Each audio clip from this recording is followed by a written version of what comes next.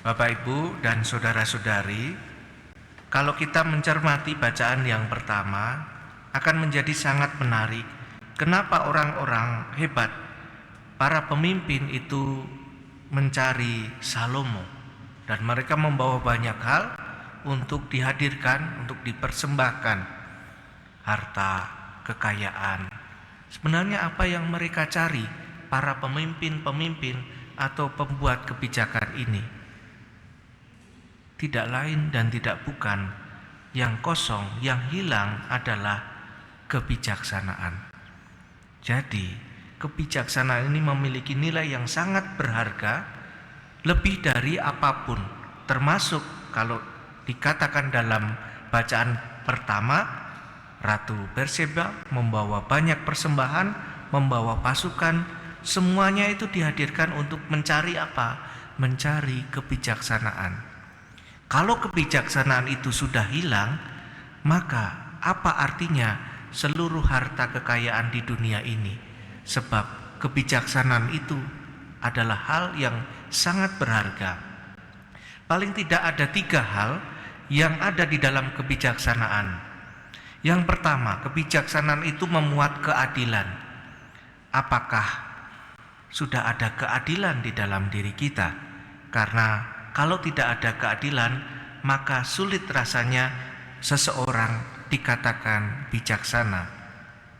Yang kedua, kebijaksanaan itu mengajak orang untuk memanusiakan orang yang lain, menempatkan orang lain dengan martabat luhurnya, sebab Tuhan Allah menciptakan manusia dengan martabat dan dengan segala hal yang mirip dengan Allah, kecuali dalam hal dosa.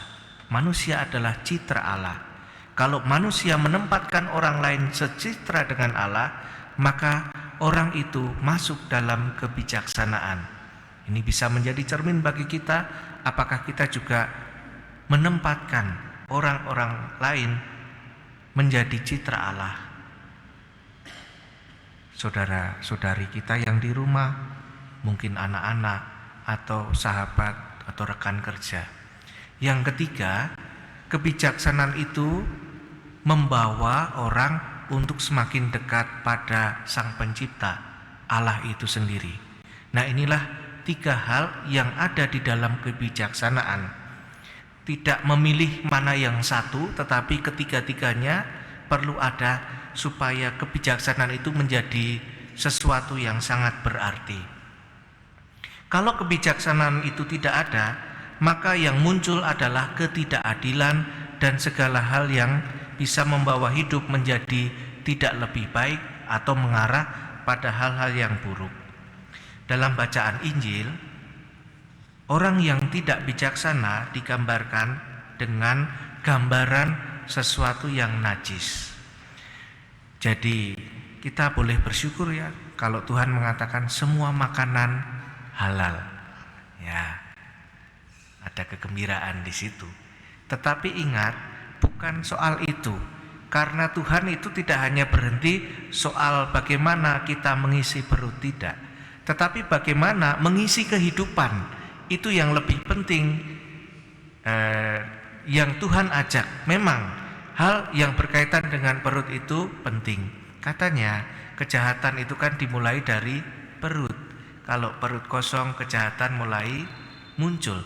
Tetapi Tuhan mau mengajak kita untuk lebih dari memikirkan soal itu, tetapi soal kualitas hidup. Mengajak orang melampaui apa yang lebih dari sekedar pemenuhan diri. Kalau hal-hal yang tidak berkenan atau yang menurut apa yang diajarkan oleh Tuhan sendiri itu membawa kita menjauh dari Allah, maka itu adalah bagian dari sikap tidak bijaksana. Tadi disebutkan perzinahan, berarti ini mengajak kita untuk selalu setia untuk pasangan hidup, setia dengan pasangannya, mendoakan pasangannya sehidup semati. Lalu keserakahan, ini terkait dengan keadilan tadi. Kejahatan, maka lawannya adalah kebaikan. Kelicikan, maka kita diajak untuk menjadi semakin tulus. Hawa nafsu, maka kita diajak untuk menjadi lepas bebas, tidak untuk mengambil atau menguasai, tetapi memberi kesempatan orang untuk maju. Iri hati, nah ini sering dikatakan sebagai pintu masuk bagi si jahat. Semoga di dalam diri kita tidak ada sikap iri hati. Menghujat, nah ini mudah sekali. Kalau sesuatu tidak cocok dengan kita, biasanya kita mudah sekali menyalahkan orang lain, dan kita membentengi diri kita, menganggap diri sebagai yang benar. Kesombongan, nah ini sering kali muncul ketika kita mendapat kuasa dan mempunyai materi. Kita dipanggil tidak untuk menjadi sombong, tetapi untuk menjadi rendah hati. Dan yang terakhir adalah kebebalan. Nah, kita diajak untuk semakin lama semakin bisa mendengarkan masukan orang lain, sebab hidup itu harus bertumbuh untuk menjadi semakin dekat dengan Tuhan, semakin adil dan semakin memanusiakan yang lain. Maka disitulah kita dipanggil untuk menjadi bijaksana. Jangan sampai kehilangan kebijaksanaan dalam hidup kita, karena kebijaksanaan itu lebih berharga daripada harta apapun itu.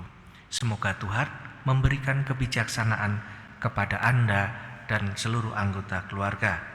Tipsnya bagaimana? Nah, tipsnya yang sederhana, kalau malam berilah waktu 5-10 menit sebelum tidur. Lalu di situ cobalah untuk melihat perasaan dominan apa saya hari itu, ya. Kok saya gelisah, kok saya gembira, kok saya sedih. Lalu dicari, kenapa saya sedih, kenapa saya gembira, kenapa saya menjadi begitu bersemangat atau menjadi takut. Kalau sudah ketemu, kemudian serahkan kepada Tuhan.